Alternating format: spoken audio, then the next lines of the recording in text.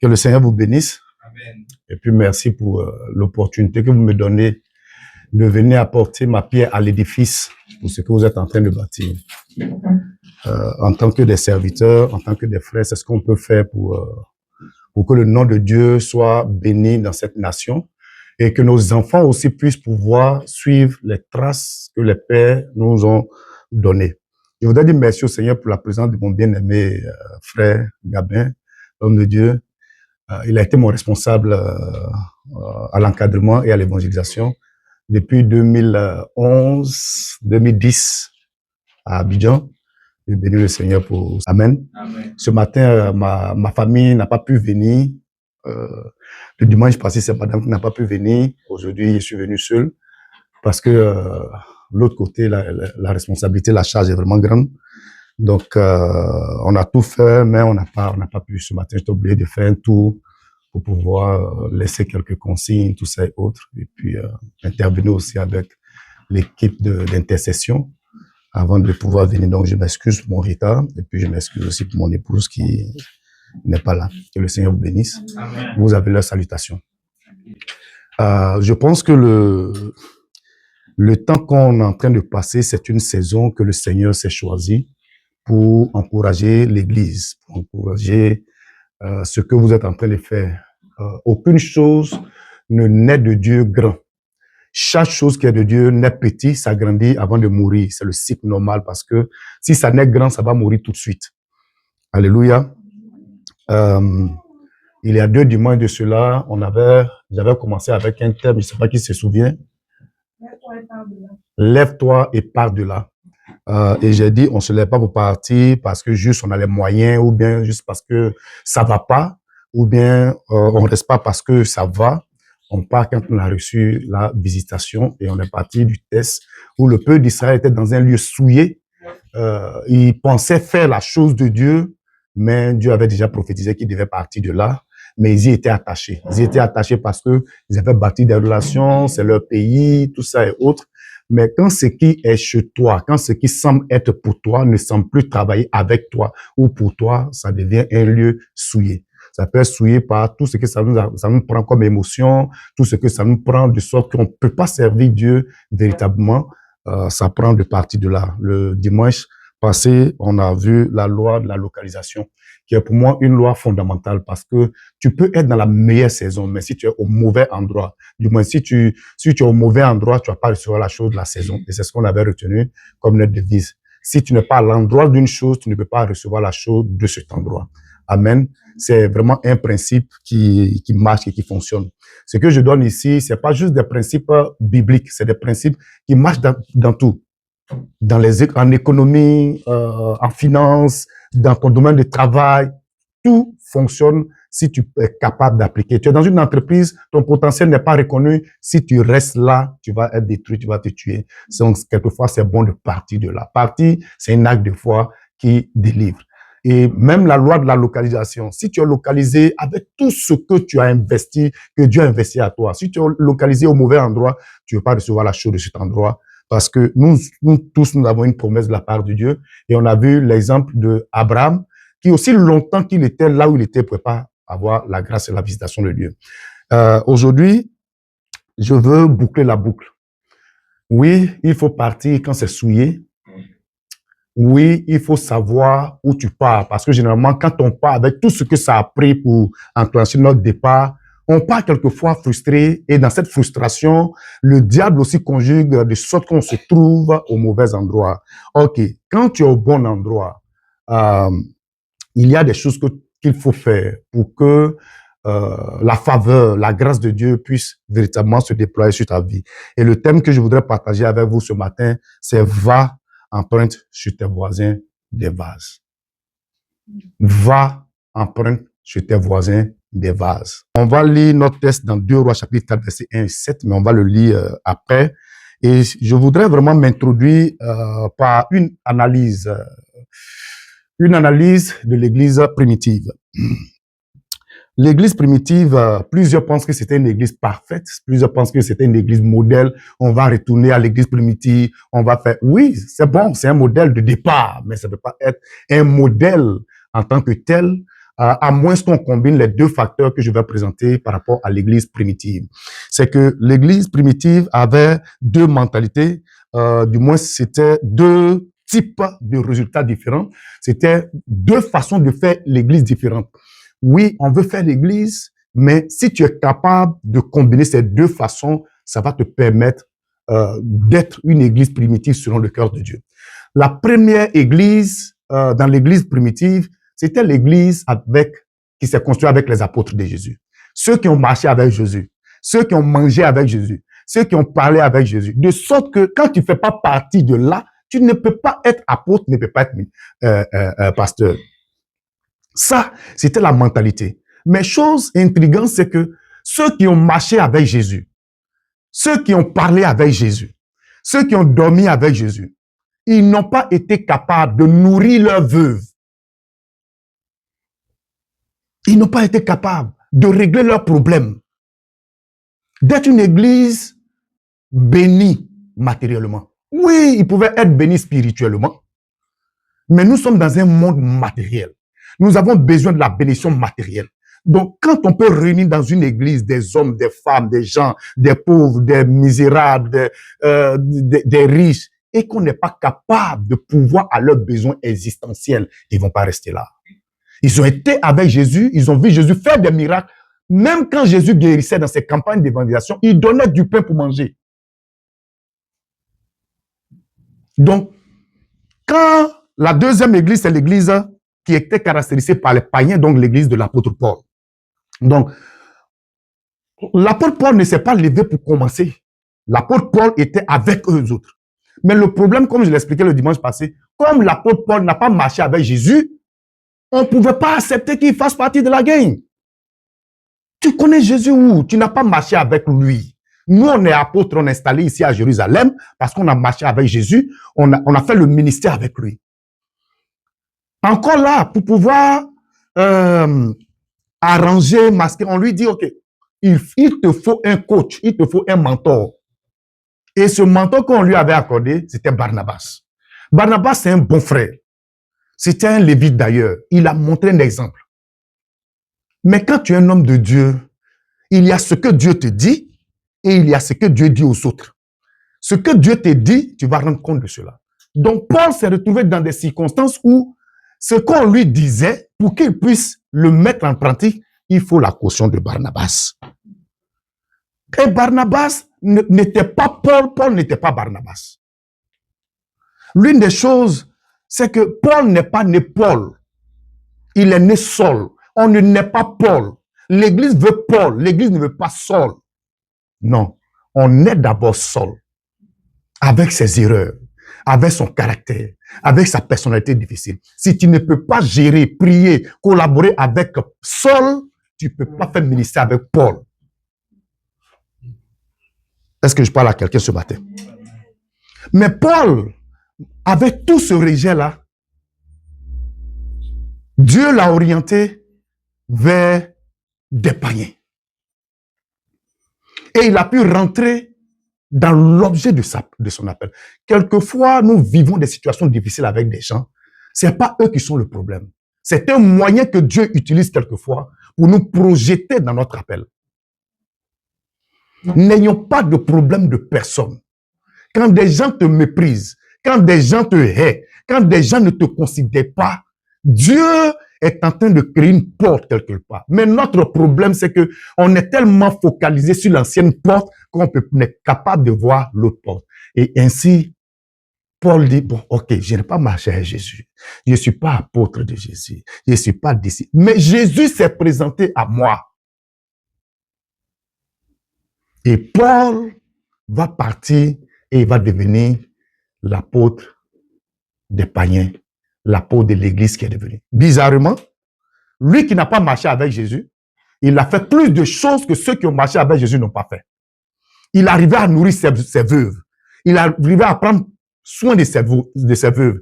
Et mieux, il arrivait même à collecter de l'argent pour envoyer à l'église de Jérusalem qui était affamée, qui n'arrivait pas à prendre soin d'eux, à prendre soin de leurs veuves. Il y avait deux types de mentalité, il y avait deux types d'églises, il y avait deux types de façons d'église. L'église de Paul n'est pas la meilleure église sans tâche. Oui, elle a ses faiblesses. L'église de Jérusalem n'était pas la meilleure église. Elle a ses faiblesses. Mais la Bible, au travers de cette analyse, nous permet de dire, si on peut combiner ces deux types d'églises ensemble, on va bâtir l'église de Jésus-Christ. Et quand vous prenez les Juifs de l'église de Jérusalem, c'est des gens durs, c'est des gens caducs. Donc, toute l'existence de Jésus, il a lutté en train de chercher à redéfinir leur façon de faire le ministère. Parce que souvenez-vous, ils viennent des synagogues. Avant que Jésus n'arrive, c'est des gens qui étaient dans les synagogues. C'est des gens qui avaient leur façon de faire. C'est pas Jésus qui est venu leur apprendre l'église. Comment adorer Dieu. Ça fait partie de leur gène.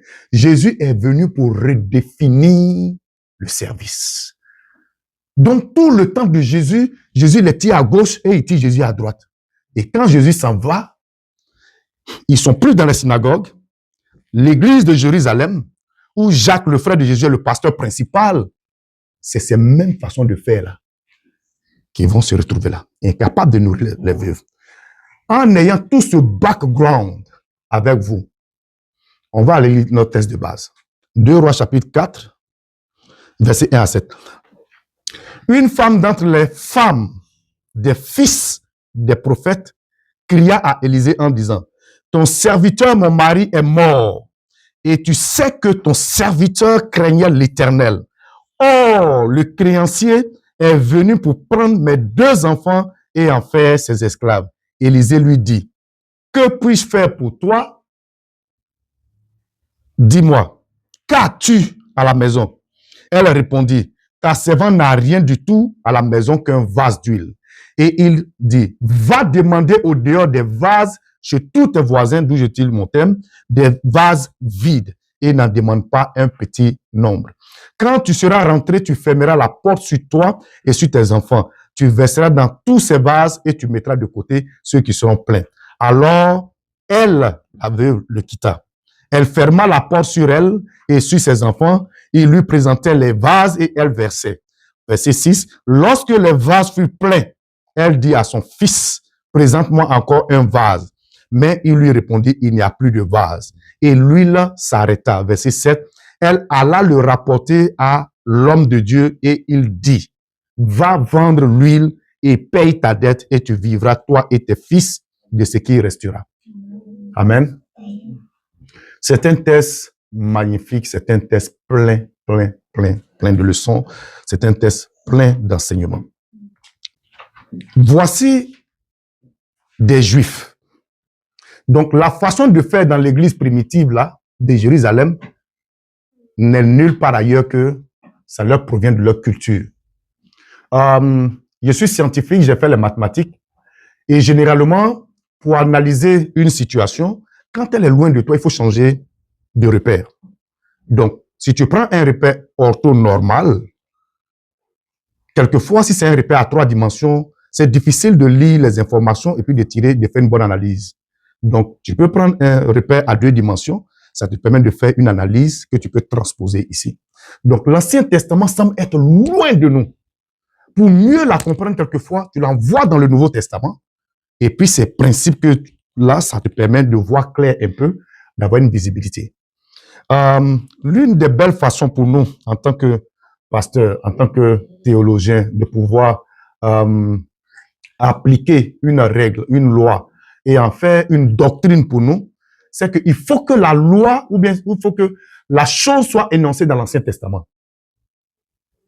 Quand elle est énoncée dans l'Ancien Testament, techniquement, elle ne nous concerne pas d'abord. Mais il faut qu'elle soit confirmée dans le Nouveau Testament, et par Jésus, et par les apôtres, pour que nous puissions en faire une doctrine que nous allons appliquer à notre vie. Est-ce que ça fait du sens? Et c'est l'exercice que je vais faire ce matin. Donc, notre histoire nous parle d'une femme veuve, donc qui a perdu son mari. Elle est venue au prophète Élisée avec un dilemme, et le premier PowerPoint, c'est le prophète Élisée, la veuve et ses problèmes. Elle est venue au prophète Élisée avec un dilemme relatif à une situation difficile qu'elle vivait. Le problème de cette femme était à la fois complexe et compliqué. Oui, tu peux avoir un problème complexe, mais en rajouter un problème qui est encore compliqué, ça te donne de l'insomnie. Dans ce seul problème qu'elle vivait, il y avait 5 sous-problèmes. C'était comme un serpent à 5 têtes. Ouais. Vous savez que les problèmes ne viennent pas seuls. Un vient, il traîne avec lui, ses cousins, ses cousines, mais Satan, c'est un menteur. Amen.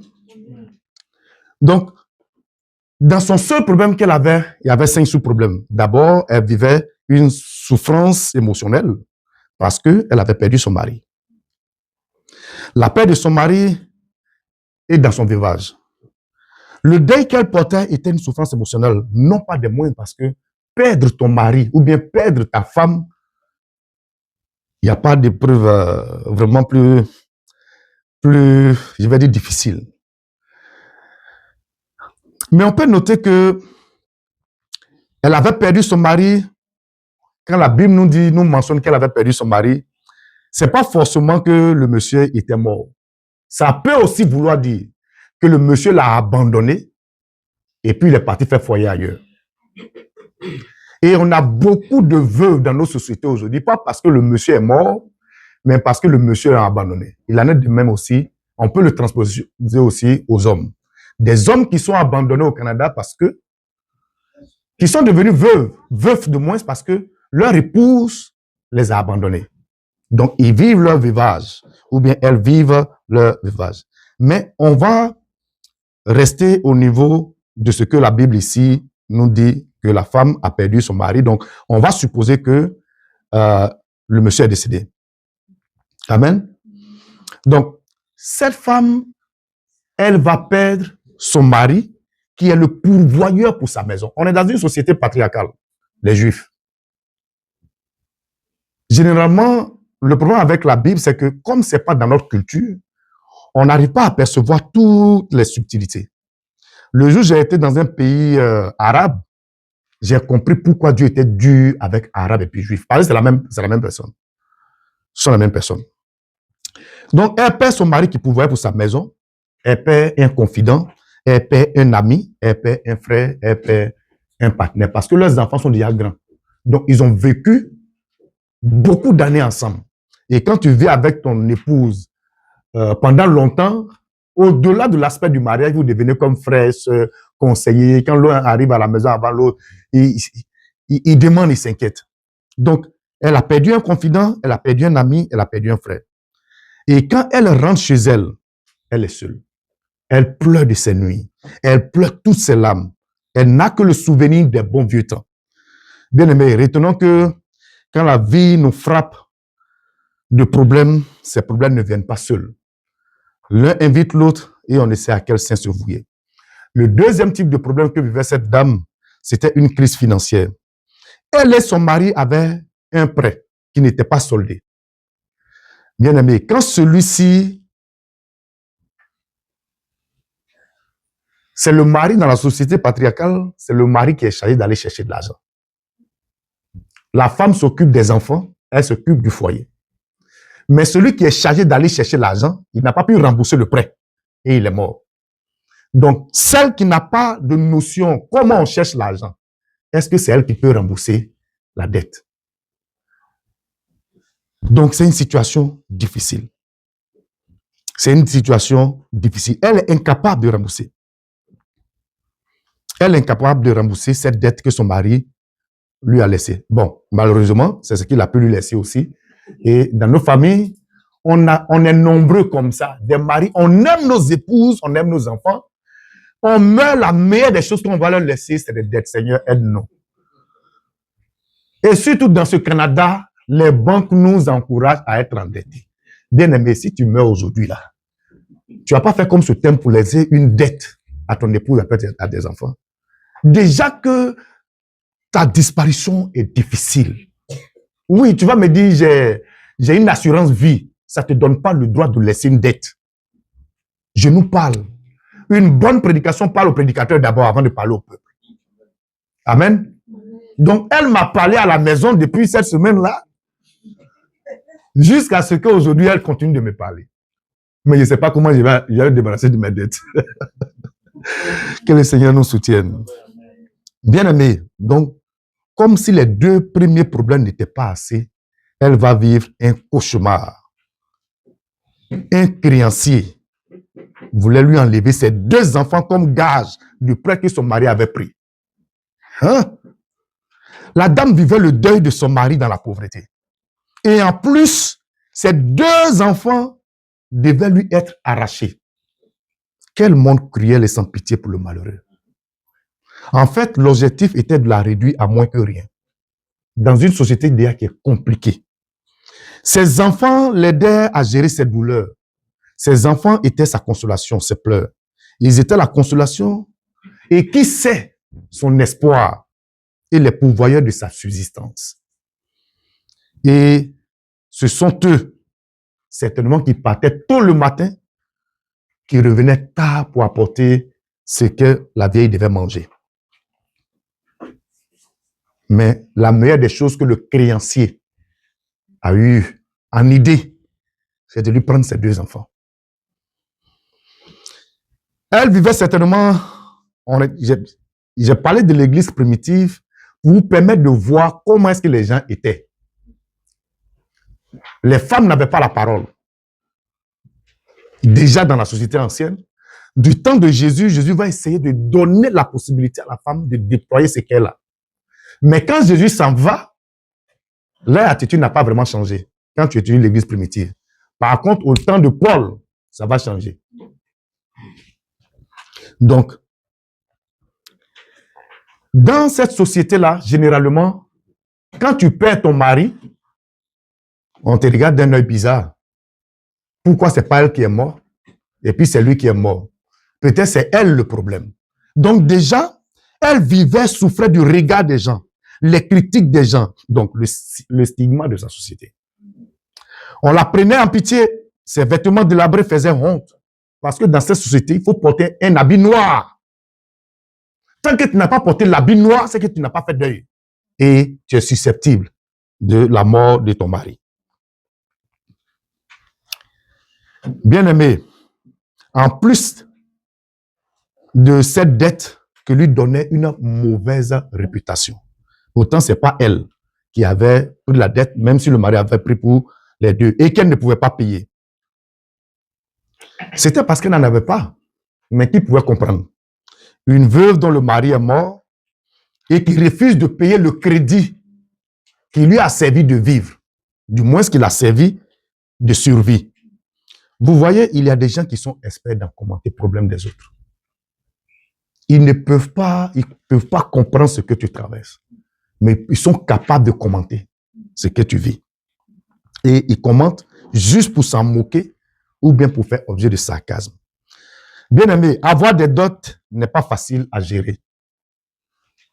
D'abord avec ta banque, c'est pas facile à gérer. Ils vont t'appeler à longueur de journée. Mais c'est encore mieux avec la banque, avec un frère en Christ, ou bien avec une sœur en Christ, ou bien avec l'église. Parce que il va raconter à tout le monde que toi, tu lui dois. Donc, imaginez, maman pasteur, parce que son mari était prophète sous Élisée. Donc, quand il meurt là, tout ce que l'homme de Dieu a fait, tout ce qu'il n'a pas fait, c'est pour elle, c'est son héritage.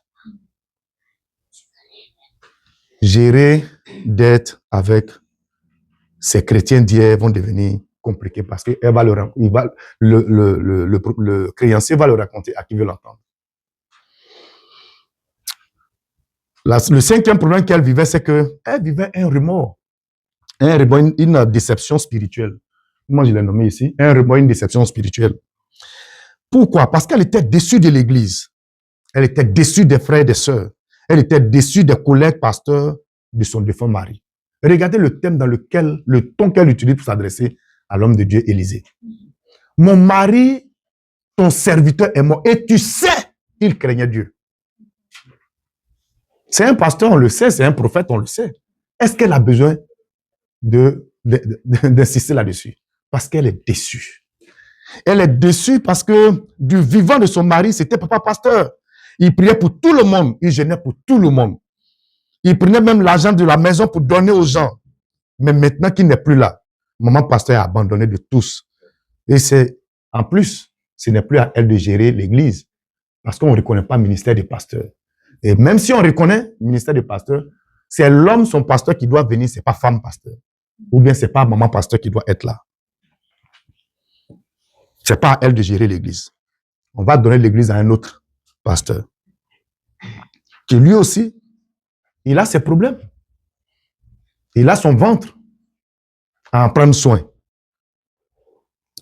Bien-aimé, quand ceux qui venaient mendier chez toi hier deviennent ceux et celles qui te méprisent dans tes douleurs, quand ceux pour qui tu étais là hier te tournent le dos parce qu'ils ont vu que ça ne va plus chez toi, comment tu réagis? Comment tu réagis? Ceux pour qui tu t'es saigné hier, ils ne sont pas prêts pour toi dans tes temps difficiles. Comment tu réagis? En plus de l'église et des chrétiens, elle était frustrée contre Dieu parce que son mari a servi Dieu pendant longtemps. Et aujourd'hui, il n'a rien laissé derrière lui si ce n'est une dette et de la moquerie. Son mari était prophète sous Élysée. Et Dieu l'avait certainement puissamment utilisé dans la vie des gens. La douleur de cette femme était réelle. Ma question ce matin, combien de problèmes une femme a-t-elle la capacité de gérer? Pourquoi elle? Pourquoi le diable avait-il décidé de s'en prendre à elle ou de détruire sa quiétude? Pour affronter la vie et ses problèmes, bien-aimés, parce que pour elle, trop, c'était trop. Elle décide de choisir ses actions. Elle décide d'aller vers l'homme de Dieu. Elle décide non seulement pour rester fidèle à son Dieu, mais aussi rester digne et garder sa piété. Et ça, c'est très important.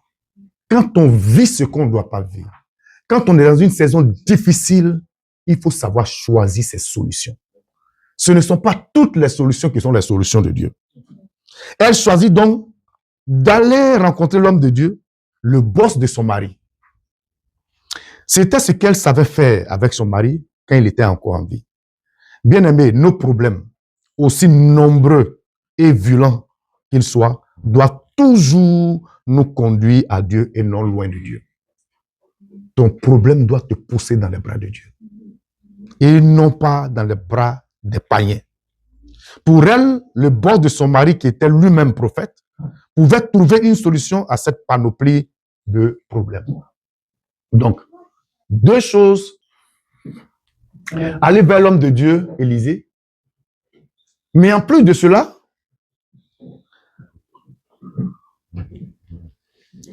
elle va opter pour la deuxième chose qui est très importante. Contribuer à une solution définitive et permanente.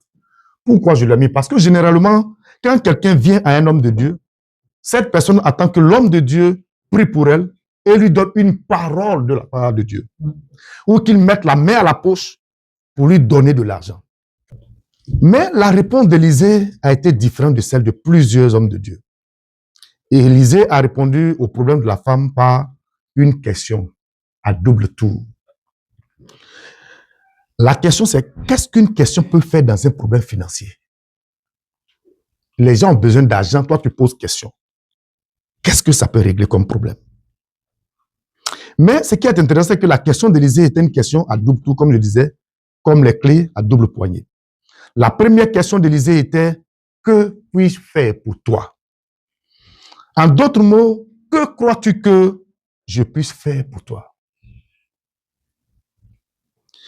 Cette question permettait de situer la contribution d'Élisée dans la recherche de solutions aux maux de la dame.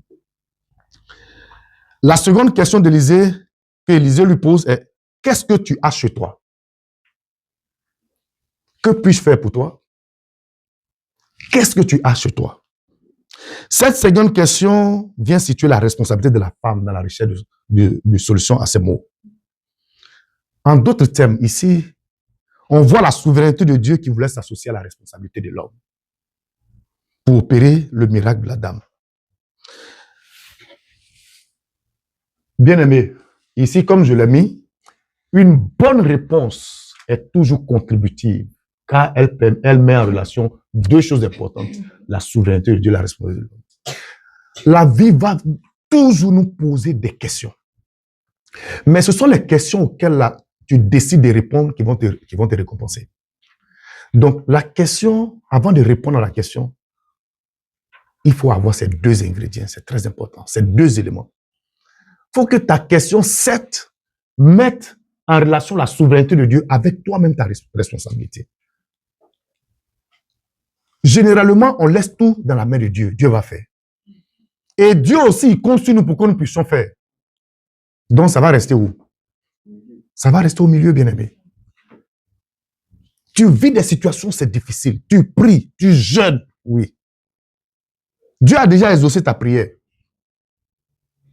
C'est pour toi qui reste. C'est ton action qui reste.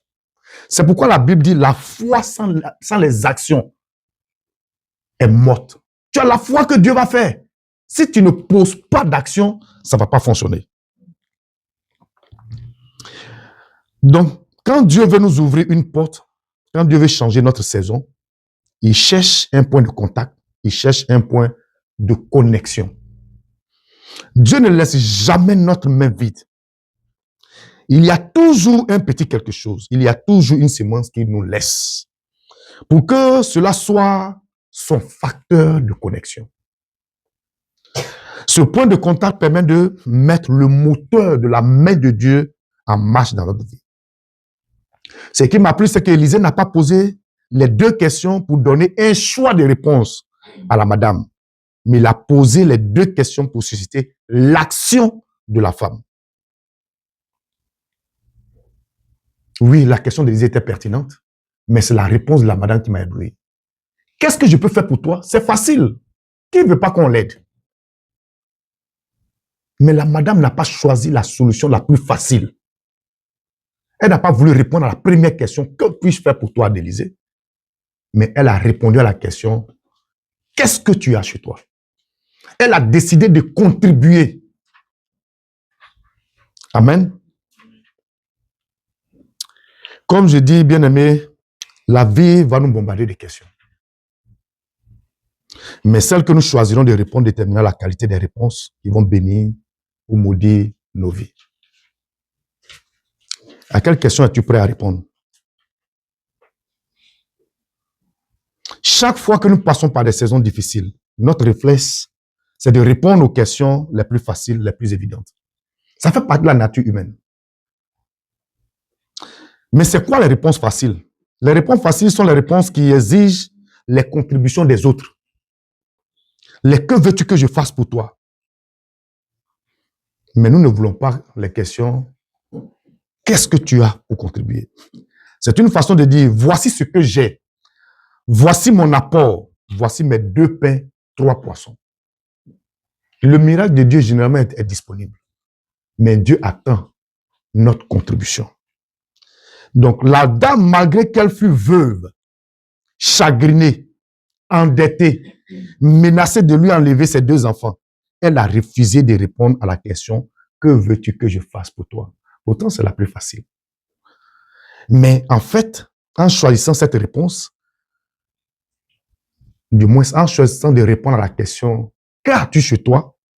Elle voulait dire à l'homme de Dieu, je ne voudrais pas que tu me donnes le reste des solutions ou bien de tes solutions. Les solutions passent partout. J'ai besoin d'une solution durable, d'une solution qui résout mon problème une fois pour de bon. Amen. Vous savez, généralement, on voit des mendiants, des itinérants. Mais ce que nous leur donnons n'est jamais le meilleur. C'est toujours le résidu, le reliquat. Si tu as une mentalité de tendre la main, et le dimanche passé, on a vu, dans les étapes de la vie, on a vu 3 étapes. L'étape d'enfance, on a dit un enfant, c'est celui qui demande tout le temps. Donc, la dame est en train de montrer qu'elle n'est pas enfant. Oui, elle a dépendu du système de son mari. Maintenant qu'il n'est plus là, elle va prendre ses responsabilités.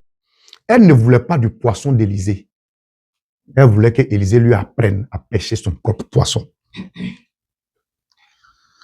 Dans sa réponse, elle dit, je n'ai plus rien d'autre chez moi qu'un vase d'huile. Elle nous apprend un principe ici. Chaque fois que nous passons par une situation difficile et que nous nous attendons au Seigneur, nos souvenirs s'activent. Nos yeux spirituels commencent à percevoir des choses qui n'étaient pas perceptibles. Et ce sont ces petites choses-là que le Seigneur utilise. Et cette année, bien-aimée, je voudrais que ton langage soit le langage de cette veuve. Pas qu'est-ce que les gens vont faire pour toi, mais qu'est-ce que tu as chez toi. Et ton langage doit être « je n'ai rien mais ». Je ne suis rien mais. C'est une façon pour toi de tourner ta situation en un acte de foi qui va inviter Dieu à changer ta situation. Parce qu'effectivement, la dame n'avait rien, mais elle avait quelque chose. Et Dieu voulait que ses yeux s'ouvrent sur ce petit quelque chose. Je suis dans une situation instable, c'est vrai, mais. Et la formule du « je suis, mais » change les perspectives et change le cours du jeu de la vie bien-aimée. Amen. Amen. Oui, tu n'es pas ce grand pasteur, mais tu as ce petit appel de Dieu. Tu as cette petite connexion de Dieu. Tu n'as pas une grande église, tu as cette petite œuvre familiale. Si Dieu t'appelle à des grandes choses, ça va naître petit.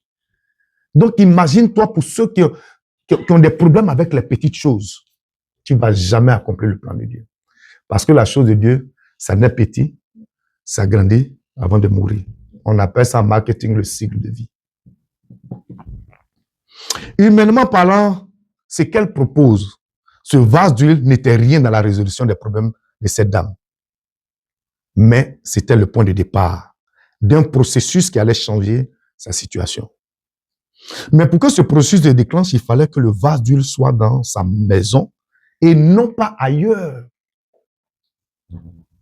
Le principe actif qui devait résoudre son mal, la semence qui allait produire le fruit désiré, était en elle.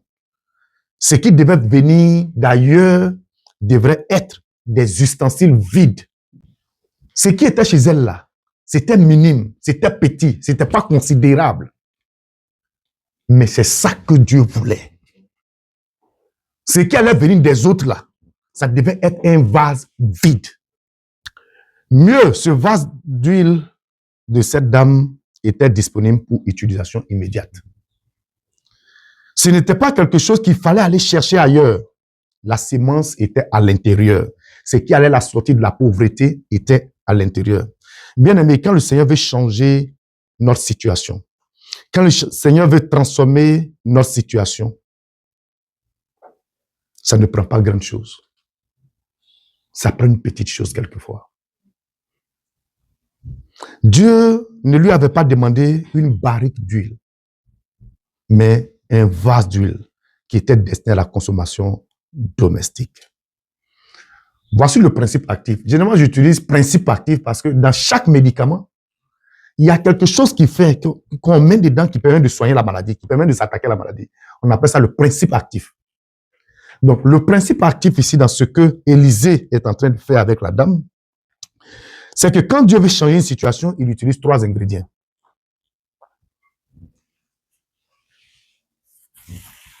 Voici les 3 ingrédients qui changent la destinée. La parole de Dieu, toi qui es dans le problème, ton vase d'huile, les vases vides des autres. Bien-aimé, la parole de Dieu, c'est une parole créative qui est l'image de la parole prophétique qu'Élisée devait libérer dans la vie de cette femme. C'est l'apport de Dieu qui viendra se connecter à la situation. C'est pourquoi je dis toujours que la parole de Dieu est le préalable à son action. C'est le préalable à son action. Le deuxième ingrédient, c'est le vase d'huile, qui est l'image de ta contribution. Ce que toi, tu apportes. Cette semence qui se trouve en toi ou entre tes mains, c'est la contribution de la femme dans notre test. Ça veut dire quoi? Dieu se décide de régler ton problème, de te faire sortir de la situation que tu veux. Il envoie quelque chose sur la table de discussion de ton miracle. toi-même, tu envoies quelque chose. Il va combiner les deux. Et il va trouver quelqu'un qui va apporter pour lui. Et ton problème, ton miracle sera réglé. Le troisième, les vases à emprunter, c'est la contribution des autres dans le processus de ton miracle. Je prends un exemple simple. Supposons que tu cherches du travail. Et au cours du culte ou bien dans tes moments de prière, le Seigneur te dit, je vais te donner du travail. Ça, c'est la parole créatrice. Dieu donne cette parole pour te dire, je suis là. Mais toi, ta responsabilité, là, c'est de faire ton CV. Et puis de trouver un poste, n'importe où tu veux, et puis d'appliquer.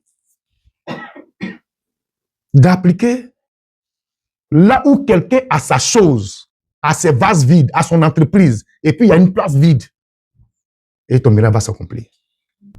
Ce que je veux dire, c'est que la parole de Dieu est créatrice. Le reste là, ça dépend de toi. Il n'y a aucune situation qui est impossible à un enfant de Dieu. Dieu va toujours donner sa parole. Il y a ta contribution. Bien-aimé, supposons que ton miracle, c'est la paix dans ton couple. Il y a la parole de Dieu qui sera donnée. Plus ton humilité et puis ta patience. Ça, c'est ta contribution, c'est ton vase. Le respect de ton mari, le respect de ta femme. Et puis, il y a l'humilité et la maîtrise de soi de ton épouse. Donc, chacun doit apporter quelque chose pour que le miracle s'accomplisse. Amen. Et Dieu dit à celui ou celle qui est plus proche de lui dans la prière, parce qu'il veut que la situation se règle, il va demander son vase, le vase de la communication. Dieu va permettre qu'il y ait communication pour que les problèmes puissent être réglés. Donc, pour que ta visitation soit possible, il faut que tu apprennes à discerner et à gérer ces trois ingrédients. Mais Dieu ne fera jamais à ta place ce que tu dois faire. Il ne te demandera jamais de faire ce que lui, il peut faire ou il doit faire.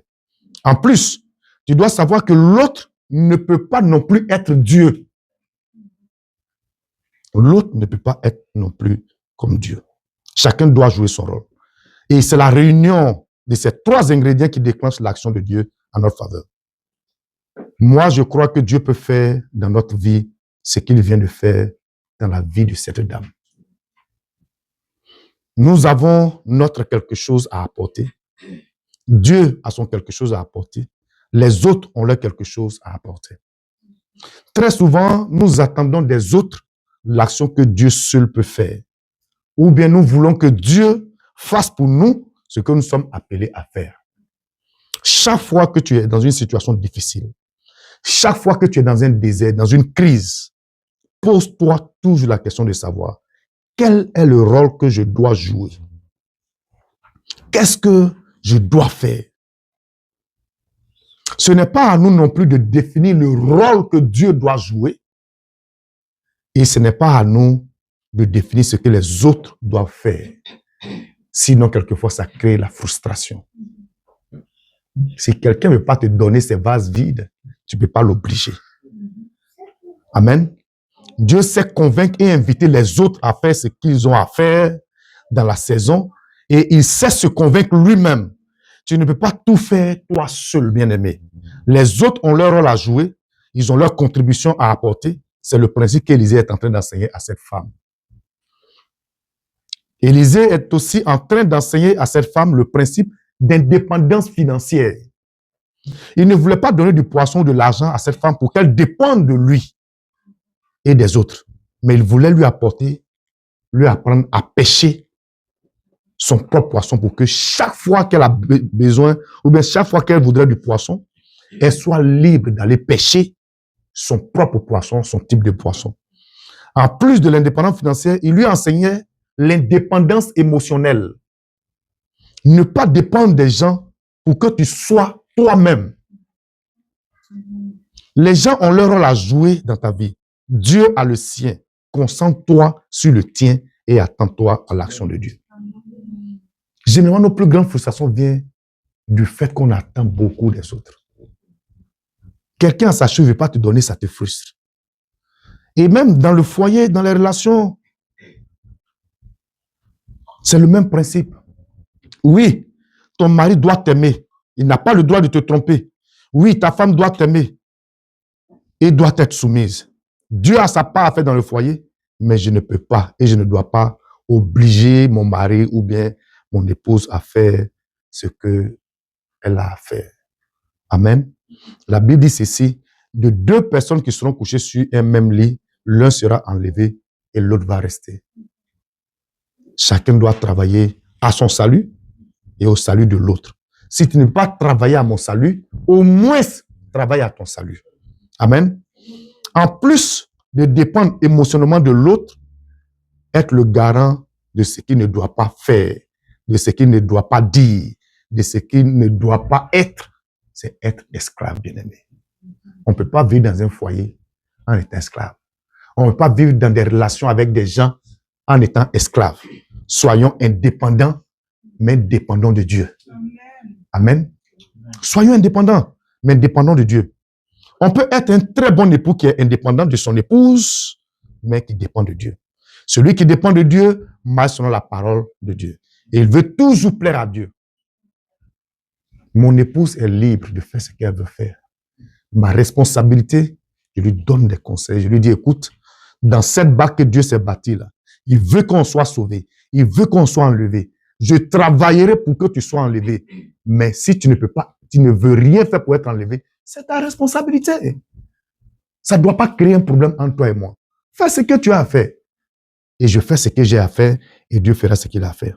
D'ailleurs, la raison pour laquelle, durant ce moment, j'ai pris le soin d'insister sur les choix que nous faisons, les décisions que nous prenons, c'est pour nous aider à être indépendants des hommes et des situations. Amen. Bien-aimé, tu ne peux pas faire un choix sans Dieu et t'attendre à lui quand les conséquences sont en train de pleuvoir.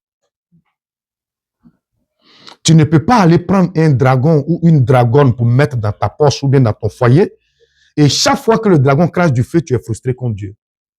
Ça ne fait pas du sens. C'est que tu vas aller prendre là. Il faut assumer. Sinon, quand tu regardes le dragon, son travail, c'est quoi? C'est de cracher le feu. Mais pourquoi il est en train de cracher son feu, en train de faire son travail, et puis tu es frustré? Ce que tu peux faire, quand le feu de ton dragon te brûle, il faut revenir au Seigneur dans l'humilité. Il faut être patient. Reconnaître ton tort. Donne du temps à Dieu pour t'en délivrer. Amen. On va revenir sur les 3 ingrédients du miracle parce que c'est l'élément fondamental. Je vais revenir là-dessus. On va voir ce que ça implique et ce que ça exige. Il est bon de savoir un principe. Mais si tu ne sais pas ce que le principe implique et ce que ça exige, tu ne pourras pas assumer tes responsabilités dans ce principe. Amen. Donc, la parole créatrice de Dieu. Élisée dit, va chez tes voisins emprunter. Va chez tes voisins emprunter. C'est un ordre qu'il a donné. C'est la parole. C'est la sagesse bien-aimée et la direction divine que Dieu nous donne dans une situation donnée. C'est ce que j'appelle la parole créatrice de Dieu. Et Jean 1 nous dit, au commencement était la parole. Et la parole était avec Dieu. Et la parole était Dieu. Rien de tout ce qui a été fait n'a été fait sans elle. Donc si ta vie, tes décisions, ce que tu dois faire ne commence pas par la parole, il va avoir un biais dans ta vie. Amen. Pendant ces 3 dimanches, chacun de nous a reçu cette parole créatrice. Et elle nous a touchés, elle nous a interpellés quelque part. Cette parole, à elle seule, ne peut pas tout faire. Elle ne peut pas tout changer pour toi. Mais quand même, c'est une composante essentielle. La parole là, c'est un préalable à l'action de Dieu. Et c'est ta réponse à cette parole. C'est ta réaction à cette parole. Ta réponse ou ta réaction, c'est ce qu'on a appelé le vase d'huile que Dieu va utiliser pour susciter l'apport de quelqu'un d'autre en vue de l'accomplissement de ton miracle. En général, quand les gens entendent la parole de Dieu, ils pensent que le problème est réglé. Non. La parole, là, c'est le préalable à l'action. C'est le point de départ. Il est important, il est existentiel. Oui, Dieu a parlé, mais il te faut poser une action concernant la résolution de ce problème. Cette parole, bien aimée, ça peut être une prédication, ça peut être un songe, ça peut être une parole de quelqu'un ou bien d'un enfant. Et ce matin, je vais te poser la question. Qu'as-tu entendu Dieu te dire? Pendant ces 3 dimanches-là, qu'est-ce que Dieu a pris le soin de te dire? Et la Bible nous dit en Job 33, verset 14, Dieu parle tantôt d'une façon, tantôt d'une autre, et l'on n'y prend pas garde. Cette parole est initiée par Dieu, elle vient de Dieu. C'est pour cela qu'elle détient un pouvoir de création, de transformation. Elle vient pour t'insuffler la foi. La parole insuffle la foi, elle ouvre ton esprit, elle est source de force, elle vient reconstruire et redimensionner ta destinée. Amen. Donc, la parole est cruciale. Elle est importante. Mais ce que je voudrais dire ce matin, c'est que pour que la parole travaille, elle ne doit pas être combattue. Elle ne doit pas être rejetée. Si nous voulons la voir agir et transformer notre situation. Et comment saisir la parole du miracle? L'entendre, l'accepter et agir selon ses exigences. Il ne faut pas la combattre ni la rejeter. Et j'ai mis un takeaway. Ta vie est la conséquence de ton obéissance ou de ta désobéissance. Ce que tu vis en ce moment, la situation difficile que tu vis, même que tu vas vivre demain, c'est la conséquence de ton obéissance ou de ta désobéissance. Amen. Mais vous savez, l'onction à laquelle tu refuses d'obéir, tu refuses de te soumettre, ne peut jamais te bénir. À Eva, ils me connaissent pour ça. Et je l'ai dit toujours. L'onction que tu méprises ne peut pas te bénir. Si la dame, là, elle avait méprisé Élisée, elle est restée dans ses problèmes. Élisée a dit à la femme, va chez tes voisins emprunter des ustensiles. Et la Bible nous dit que la dame est partie. Et puis sa vie a changé. L'onction que tu n'honores pas ne peut pas te bénir. Amen. Le deuxième ingrédient, le vase d'huile. Ton vase d'huile, c'est le point de connexion de Dieu. En fait, chacun de nous a un vase d'huile. Chacun de nous. Il peut être petit, mais chacun de nous, Dieu ne laisse aucune vie vide. Chacun de nous a un vase d'huile. De sorte que quand tout nous manque, ce vase d'huile ne tarit jamais. Il est toujours là. Ça peut être ton don, ça peut être ton talent, ça peut être tes idées, ça peut être quelque chose que Dieu a planté en toi. C'est ce vase qui va te nourrir, bien-aimé. C'est ce vase qui va te préparer un héritage à tes enfants.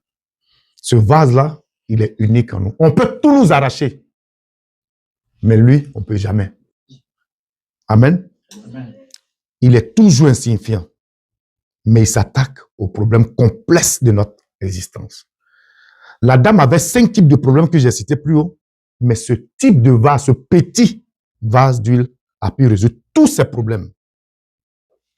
Et vous savez, une idée, une petite idée a rendu un jeune homme de 21 ans multimilliardaire.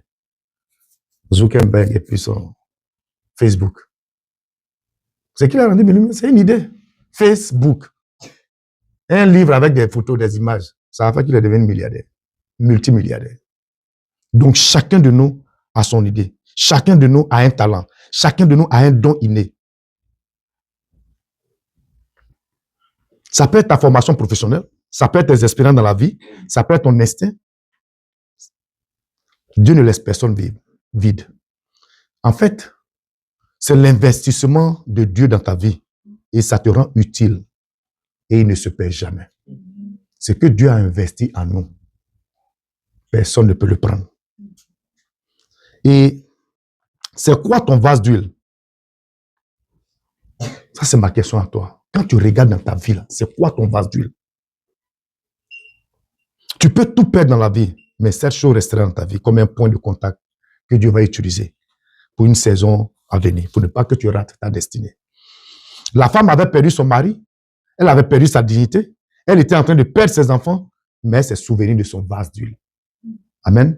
Je veux dire à quelqu'un ce matin, certes, tu as perdu, ou tu penses être en train de perdre quelque chose qui te coûte cher, ou tu vas perdre quelque chose dans la saison prochaine, mais Dieu va te laisser cette petite chose, ce point de contact que j'ai appelé ton vase d'huile. Et ce vase-là, autant marqué, à la saison marquée, la parole créatrice de Dieu viendra au rendez-vous divin et tu devrais t'y présenter avec ce vase d'huile. Ainsi, ton histoire va changer comme celle de la femme a changé. La particularité de cette petite chose que Dieu a déposée en toi, c'est ce qui te rend différent des autres. C'est ce qui te rend exceptionnel des autres. Et je t'encourage ce matin à découvrir ce qui constitue ton vase d'huile, à l'entretenir et à le faire valoir. Dans certaines versions, on l'appelle flacon d'huile. Dans d'autres, on appelle vase d'huile. Mais ce qui est intéressant, c'est que le vase d'huile contient deux parties. Il y a deux choses qui la constituent. Il y a le contenant et puis il y a le contenu. Quand je prends cette bouteille d'eau, si c'est le vase d'huile, il y a le contenant qui est là et puis il y a le contenu.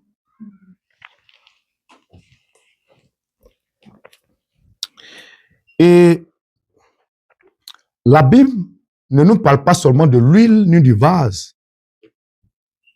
Il nous parle de la combinaison des deux, le vase d'huile. Le vase représente ici le contenant. C'est-à-dire, c'est le système. Ce sont tes méthodes. Ce sont tes façons de faire. C'est ton mindset. C'est ta mentalité. C'est ton caractère. C'est la bouteille. Amen. Donc, le vase représente le contenant et c'est un système. C'est une méthode. C'est une façon de faire. Et l'huile qui est à l'intérieur représente le contenu. C'est la partie qui crée le miracle. C'est l'image de tes idées. C'est l'image de ton talent. C'est l'image de ton don inné. Et si vous observez bien, cette huile est contenue dans le contenant. Cette huile est protégée et valable dans le vase. Et Élisée n'a pas demandé à la dame de l'huile. Il lui a demandé quoi? Va emprunter des vases vides sur les autres. Élisée n'a pas demandé à la dame, va emprunter de l'huile. Donc le problème de la femme n'était pas l'huile, mais les vases, c'est-à-dire elle-même ses méthodes, c'est son système, son caractère, ses façons de faire. Donc Élisée est en train de dire à la femme, tu as un peu d'huile, c'est déjà correct. Ton problème, ce n'est pas l'huile. Ton problème, c'est ton système dans lequel tu as empaqueté ton huile. Il est trop restreint, il est trop petit, tu es narrow-minded. Ta mentalité ne te permet pas de sortir. Donc, va demander le vase vide des autres. Donc, la madame, elle avait un problème de vase. Elle avait un problème de système. Elle avait un problème de mentalité. Ses méthodes n'étaient pas bonnes. Son système n'était pas adéquat. Ses façons de faire pour sortir de ce dont elle souffre n'étaient pas adéquats. Et c'est ce qu'Élisée veut changer. Et vous savez, les gens peuvent s'attaquer à votre contenant, à ce qu'ils voient devant vous, mais ils ne peuvent jamais s'attaquer à votre contenu, ce qui est à l'intérieur de vous. C'est pourquoi Dieu a pris le soin de le cacher en vous. Amen. Ce qui attire les gens, généralement, c'est notre contenant. C'est ce qu'ils voient devant eux. Avant qu'ils ne découvrent ce qui est en nous.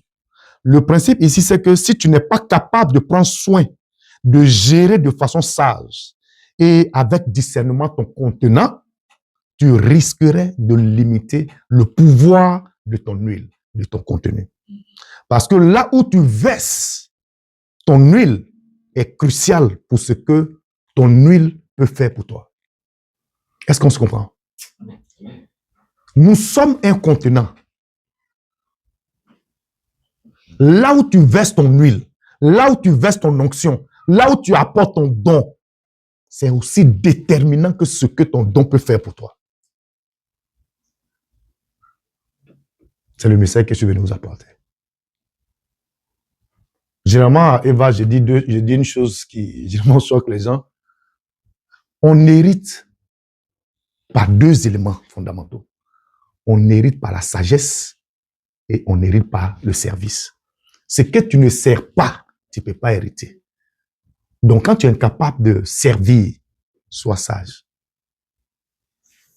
Là où tu n'as pas d'héritage parmi des gens, si tu veux hériter, soit tu sers, et même tu peux servir et puis tu n'as pas à avoir d'héritage, mais sois sage. Amen. Donc, ma question ce matin, quel est l'état de ton vase? Est-ce que le vase que j'utilise, que tu utilises, tes méthodes, tes façons de faire, ton système ne limite pas ton huile? Donc, quand l'homme de Dieu regarde et écoute la femme en train de se plaindre, il lui dit, ce n'est pas l'huile qui te manque. Ce ne sont pas les idées qui te manquent. Ce n'est pas le talent que tu n'as pas. Ton problème, c'est un problème de contenant. Là où tu conserves, où tu transportes ton huile, ton système, tes méthodes, ton caractère. Ce qui fait que ton huile ne coule pas comme il devrait couler. Ce qui fait que ton foyer ne roule pas comme il devrait rouler. Ce qui fait que ta vie est misérable.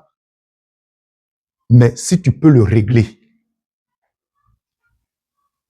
si tu peux régler ton problème de contenant, ton problème sera définitivement réglé. En fait, c'est ce qu'Élisée est en train de dire à la madame. Le problème, ce n'est pas l'huile. Le problème, c'est le vase. Le rôle d'Élisée en tant qu'homme de Dieu, c'est d'aider la dame à sortir l'huile de ce vase. Parce que celui dans lequel elle fonctionne n'est pas adapté. Il n'est pas opérationnel vu la dimension de la saison dans laquelle elle doit rentrer. Ce vase était jusque-là adapté aux saisons passées.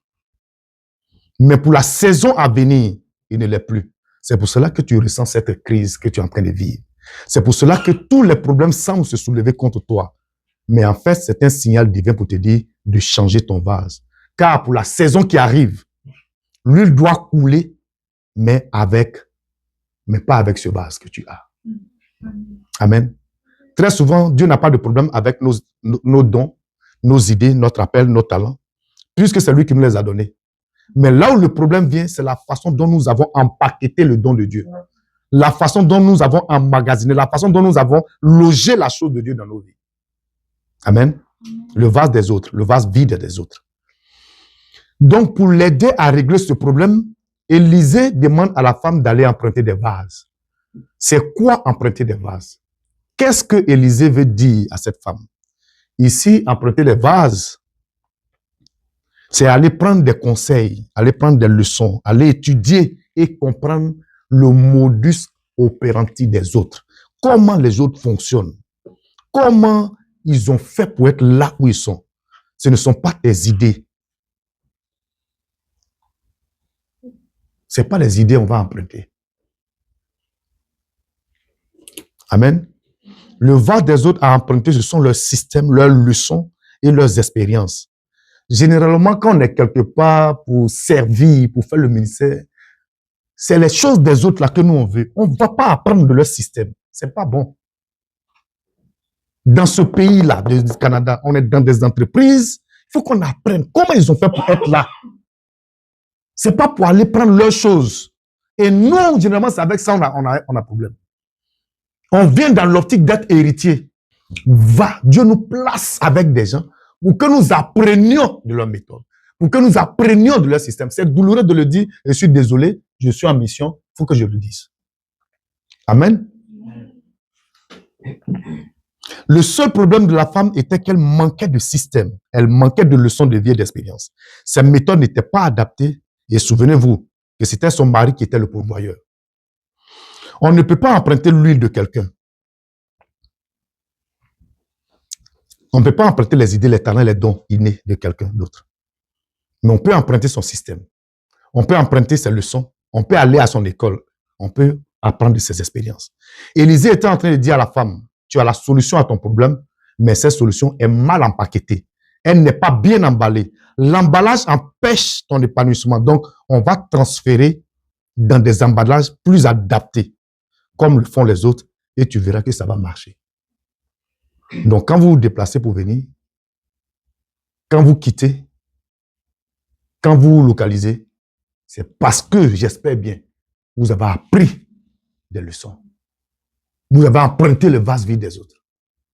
Vous venez pour que votre huile puisse descendre là-dedans. Amen. Pourquoi emprunter des autres? En quoi cela contribue au miracle de Dieu? Parce qu'ils accroissent, ils augmentent notre capacité et développent notre plein potentiel. Ton huile est quelque chose de petit, mais qui dispose d'un potentiel d'accroissement sans limite. En plus, il modifie et donne une forme à tes acquis. L'huile est fluide et le vase dans lequel tu le mets, il prend la forme de ce vase. Donc, ton huile s'adapte à la forme du vase emprunté. Et pour lui avoir donné une forme différente de celui que tu avais l'habitude de lui donner, il augmente de valeur. Si je prends cette bouteille d'eau, je l'ai réduit. Ça se limite ici. Je peux décider d'ajouter jusqu'à ce qu'il soit ici. Et si j'estime que ça c'est petit, je prends un contenant plus long et puis je le verse dedans et puis je prends encore, j'ajoute là-dessus. Donc, le problème, ce n'est pas ce qu'il y a à l'intérieur. Le problème, c'est ce dans quoi tu as mis ton appel, ton don. Le rôle d'Élisée, c'est d'aider la dame à transvaser la chose de Dieu qui est en elle. Elle ne devait pas emprunter l'huile des autres, mais elle pouvait emprunter les vases vides. Ce n'est pas parce que l'autre chose qui est très importante, ce n'est pas parce qu'il faut emprunter les vases des autres qu'il faut les emprunter avec l'huile. Sinon, tu deviens un imitateur. Alors que l'objectif, c'est d'être un créateur. En empruntant les vases vides, on devient beaucoup plus créatif. Jésus lui-même, et c'est là que je fais le pont de l'Ancien Testament au Nouveau Testament. Jésus lui-même, il a emprunté des vases vides. La Bible dit qu'il devait prêcher. Il était là avec tout le monde. Mais à un moment donné, sa voix ne portait pas. Son système qu'il avait l'habitude de faire, et puis sa voix ne portait plus. Il a dit quoi à Pierre? Prête-moi ta pirogue. Il a emprunté le vase vide de Pierre, il est monté dans la pirogue, et sa voix a commencé à porter, il a enseigné. Amen. C'est un principe que Jésus lui-même, là, il a suivi. Oui, Jésus avait l'onction la plus puissante de la terre, mais il avait besoin de la pirogue de Pierre. Deuxième cas, Jésus est sur la route de Jérusalem pour être crucifié, pour pouvoir accomplir sa mission de vie. Mais le problème de Dieu, comment arriver à Jérusalem? Donc, Jésus va envoyer chercher un anneau qui ne lui appartenait pas. C'est l'anneau de quelqu'un, c'est le vase vide de quelqu'un. Ça appartient à quelqu'un d'autre. Et il va l'utiliser, il va monter dessus, il va l'emprunter pour continuer son chemin. C'est ça, emprunter le vase des autres. Troisième étude de cas avec Jésus. Je m'apprécie sur Jésus parce que c'est notre modèle parfait. Jésus devait célébrer la Pâque, la dernière Pâque avec ses disciples. Mais les disciples n'avaient pas d'endroit où le faire. Ils n'avaient pas de maison. Donc, il a envoyé ses disciples pour aller demander la chambre haute de quelqu'un d'autre pour y préparer la Pâque. Mais c'est pourquoi Jésus peut l'appliquer, puis nous, on ne peut pas l'appliquer. Et généralement, je dis, dans cette vie-là, Dieu ne nous donne pas tout quand on vient sur la terre. Il nous donne 50%. Les autres 50%, ils mènent dans des gens qu'on va rencontrer sur le chemin de notre destinée. Amen. Amen. Moïse devait construire le tabernacle.